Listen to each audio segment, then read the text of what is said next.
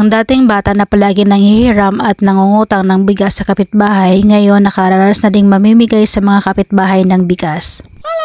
Hi! Ako si Jovi, 11 taon ng kasambahay sa pamilyang Pakistani, pero ngayon nandito ako sa Pilipinas para magbakasyon ng 2 buwan. Ang video na ito ay super late na, last year pa ito, December 31, 2024 o diba 2025 na kasi ngayon, kaya last year pa talaga itong video na to.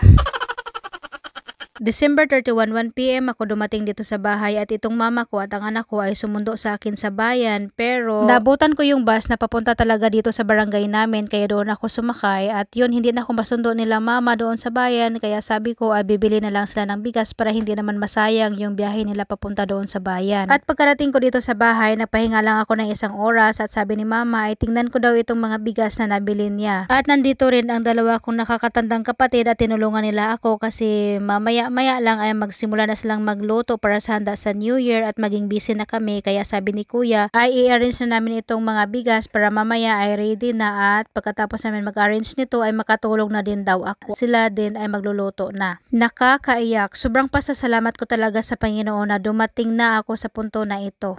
Pero syempre hindi ko ito magagawa kung hindi dahil sa mga amo ko na sumusuporta sa akin sa pagbablog at nag-viral ang mga video ko dahil sa kanila. At syempre sa mga supporters ko, sa mga viewers ko, sa mga followers ko, dahil sa inyo guys ay meron akong konting kita. Hindi man kalakihan kasi wala akong ads sa Kuwait, sa bonuses lang ako may kita, pero ito makashare din ng blessing sa iba. Yun, kasi nga sabi nila, be blessed and be a blessing. Malaki or maliit man ang kita, kailangan natin mag-share ng blessing kasi nga binigyan tayo ng blessing sa Panginoon ay kailangan din nating i-share sa iba na nangangailangan. At finally natapos na din naming naayos ang 60 kasako na bigas, pero tag 5 kilo lang yung isang sako na yan guys. At ito na nga, ito yung kuya ko, itong kapatid ko na babae at si mama nandito sa tindahan din. Mayroon kasi siyang mga customer kaya kami lang 3 dito sa bodega. At ito yung mama ko guys, senior na yan pero napaka-supportive siya talaga yung bumili ng bigas kasi hindi ko na magagawa. Galing pa sa biyahe at sobrang pagod at alam niya na palagi talagang sumasakit yung ulo ko kapag nagbabiyahe ako, kaya siya yung bumili ng mga bigas na ito. At dumating na ang hinihintay ng lahat, bagong taon, Happy New Year 2025. Ito na nga, nagpakain na si mama sa mga bisita namin dyan sa may tindahan at kami ay nandito sa may bodega para mag-ready na para ibigay itong mga bigas. Bagong taon pero sobrang sakit ng ulo ko kaya to the rescue ang mga kapatid ko. Maraming salamat talaga sa mga kapatid ko na tumulong sa akin kasi kapag yumuko ako guys, sobrang sakit talaga ng ulo ko, nahihilo ako at nasusuka. Hating gabi sa bagong taon ay konti lang yung nabigyan kasi yung mga ibang kapitbahay namin, syempre sa kanilang bahay sila nagsalubong ng bagong taon, kaya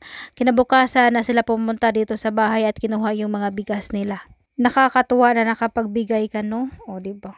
Thank you Lord talaga kasi binigyan ako ng blessing at ngayon ay nakapag-share naman ng blessing. Sana meron pang blessing na darating. Hindi ko to pinakita para magmamayabang, gusto ko lang ipakita at i-share para ma-inspire yung iba na nagsisimula pa lang mag-vlog para magpatuloy at makamit ang gusto nila sa buhay. At hanggang dito na lang guys. Thank you for watching. Bye bye. God bless everyone.